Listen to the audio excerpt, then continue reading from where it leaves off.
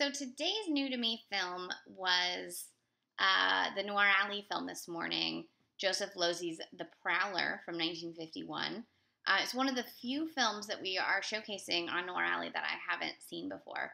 So I was really excited to finally, really exciting to finally get to see it. There's a great quote by, let me see, I should have pulled it out. Let's see.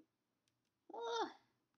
Anyways, there's a great quote from James Ellroy about the film where he basically says, like, he tells you everything you need to know about why this film is so fucked up, and that it's from like 1951, and yet it feels so fresh and so like it's that great sort of rotting American dream that you think of the 1950s and you think of like Leave It to Beaver and what you actually get, and there's multiple filmmakers in the 50s that are showing you the flip side of that coin. So you think now and you think of like Blue Velvet and things like that where someone like Lynch looked back at the 50s and was like, well, actually, but there were filmmakers in the 50s doing that well actually already. The noir filmmakers being case in point, and also Douglas Sirk with his soap opera looks at how horrible the 50s were. Where is that quote? I'm distracting you with chatter until I find this quote.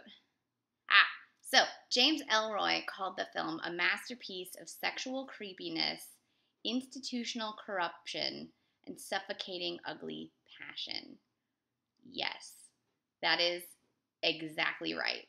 This film, Van Heflin is so creepy in this. Like, if you go leading up to this film, Van Heflin had mostly played romantic leads or like just regular dudes. The most sort of racy film prior to this is the one he won his Oscar for, Johnny Eager, where he plays a dying alcoholic gangster.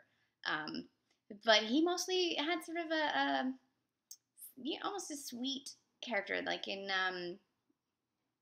so what I'm thinking of, Presenting Lily Mars and films like that. But then you come to 1951 and The Prowler, where he plays a cop who helps investigate a prowler at a woman's house, played by Evelyn Keyes, right? Yes, by Evelyn Keyes. She's from Gone with the Wind, obviously. He takes a liking to her, and they realize that they grew up in the same town, and then they start an affair. But unbeknownst to her, it's probably because Van Heflin found her neglecting husband's life insurance policy. And so is he doing it for the money? Is he attracted to her and the money's a perk? You're never really sure. You're never really sure. What you are sure of is that Susan, played by Evelyn Keyes, is a damn moron and is so naive and falls for so many things, both from how she was treated by her husband, but also by the way Heflin's character just completely manipulates her. So on top of all of this, you have an affair that results in a pregnancy, and they straight up tell you that this happens, and you're like, wait a minute, this is 1951, like, where is the Hays Code going on right here? And what's interesting, spoiler alert, in order to sort of give her a comeuppance, because according to the Hays Code, if somebody breaks one of the, morality clauses, they have to be punished. Usually they die. In this case, to punish Susan for having an extramarital affair, which results in a child, she almost dies in childbirth and probably gets the baby taken from her. They don't really show you, but like a doctor takes the baby, and I doubt she's ever going to see that baby again. So like basically punishment for having an affair is horrible, painful childbirth, but also that's punishment for just like heterosexual marriage. Sorry, I said that. Okay. This is a great film. It was restored by the Film Noir Foundation in 2008. I think it is just great. It's written by Dalton Trumbo, although he was not credited at the time because of the blacklist. It's one of the last films Joseph Losey made before he fled to Europe to avoid being persecuted and blacklisted.